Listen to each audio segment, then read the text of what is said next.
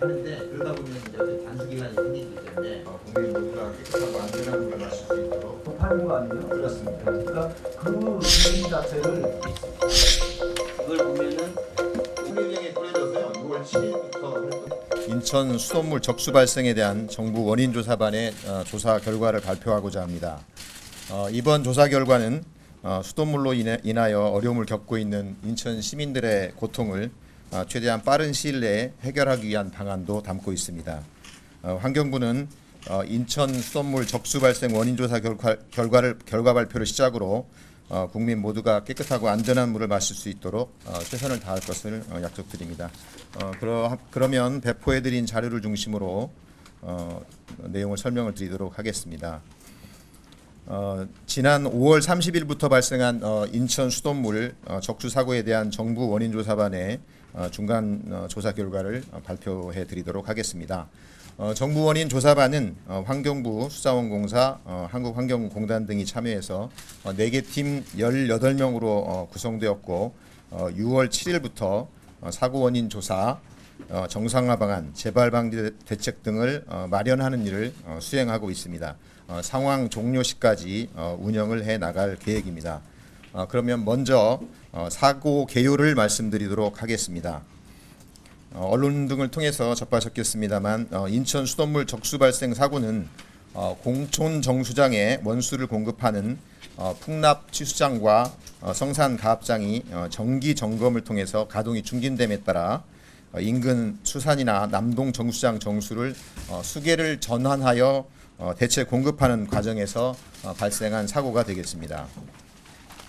5월 30일 13시 30분경에 인천광역시의 검암과 검단 지역인 서구 지역에서 최초로 민원이 접수되어서 사고 발생을 인지하게 되었고 사고 발생 4일 후인 6월 2일부터는 영종 지역 그리고 15일 이후인 6월 13일부터는 강화 지역까지 수도전에 끼워 쓰는 필터가 변속된다는 민원이 발생하는 등 현재까지 민원이 지속되고 있는 상황입니다.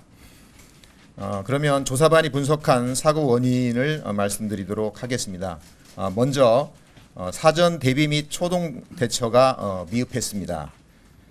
상수도 통수와 수계 전환 등을 담고 있는 국가 건설 기준에는 상수도의 수계 전환 시에 수계 전환 지역 배관도, 제수 밸브, 이토 밸브, 공기 밸브 등에 대한 배장을 작성해야 하고 현장 조사를 실시하여 도출된 문제점을 통수 전에 해결하기 위한 대책을 수립하는 등 사전에 준비를 하도록 명시하고 있습니다. 또한 수계 전환 작업 시에는 유수 방향의 변경으로 인한 녹물 등이 발생하지 않도록 충분한 시간을 두고 이토 밸브나 소화전 등을 이용하여 충분한 배수를 하도록 정하고 있습니다. 또 제수 밸브를 서서히 작동해서 유속 변화에 따른 녹물이라든가 관로 내부에 부착된 물때가 떨어지지 않도록 주의하도록 정하고 있습니다. 그래서 수용가에 유입되기 전에 충분한 배수 작업이 되어질 수 있도록 정하고 있습니다. 특히 녹물 발생 방지를 위한 충분한 배수라든지 개폐 밸브 작업 시에 주의를 촉구하고 있는 내용도 담고 있습니다. 그런데 인천시는 수계 전환 전에 수돗물 대체 공급을 위한 공급 지역 확대 방안 마련을 위한 시나리오 작성 시에 지역별로 밸브를 제수 밸브 등을 포함한 제수 밸브 조작 위주로만 계획을 세우는데 그치고 밸브 조작 단계별로 수질 변화에 대한 확인 계획은 수립하지 않은 것으로 확인이 되었습니다. 그래서 이런 부분들이 근본 사고를 유발한 이물질 등에 적기 대처하는 데 한계가 있었을 것으로 판단됩니다.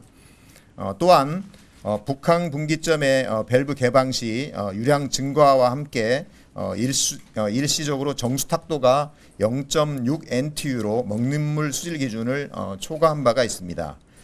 그런데도 불구하고 정수장에서는 별도의 조치 없이 수용가로 공급한 사실이 확인되었습니다.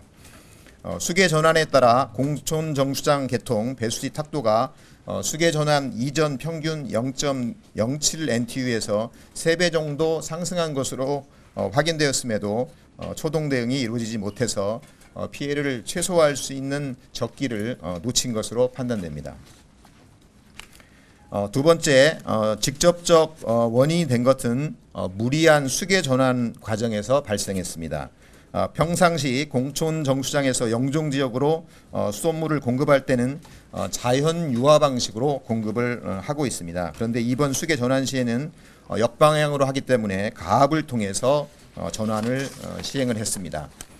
역방향의 수계 전환 시에는 관 흔들림이라든지 수충격에 의한 부하 등이 발생할 수 있기 때문에 이러한 영향을 충분히 고려해서 정방향의 수계 전환보다 특히 유의해서 충분한 시간을 갖고 중간중간 이물질이 발생했는지 여부를 확인하고 정상 상태가 되었다고 판단되었을 때 공급량을 서서히 늘려가는 방식으로 추진해야 됩니다.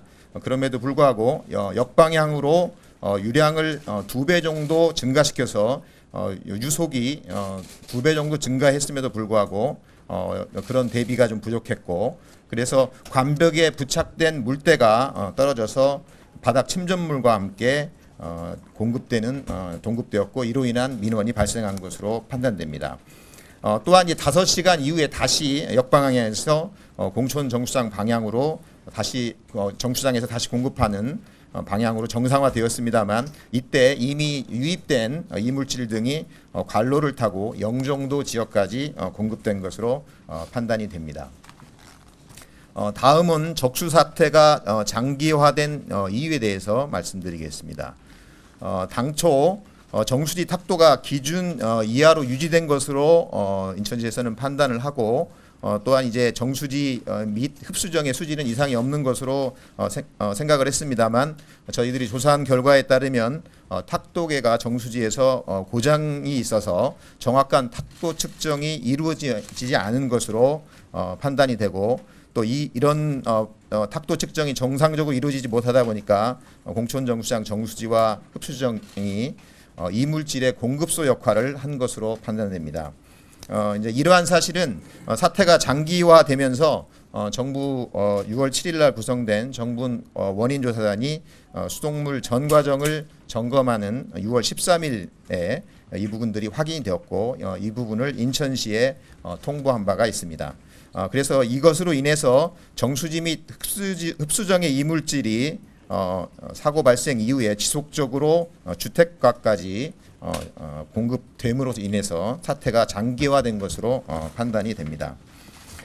또한 상수 관망은 단수 등에 대비할 수 있도록 되어져 있습니다. 그래서 지역 간 연결되어 있기 때문에 높이의 차이가 있다든지 이런 부분들을 반영해서 이 정체 수역에서 배수가 잘 될 수 있도록 대책을 강구하도록 하고 있습니다. 그래서 관망 고절을 표시한 종단면 도를 갖추도록 되어 있습니다만 인천시의 경우에는 관저부 등의 배수점이 확인이 종단면도가 없어서 확인이 좀 어려웠고 따라서 소화전 위주로 방류할 수밖에 없는 상황이어서 사태 장기화에 기여한 것으로 판단됩니다.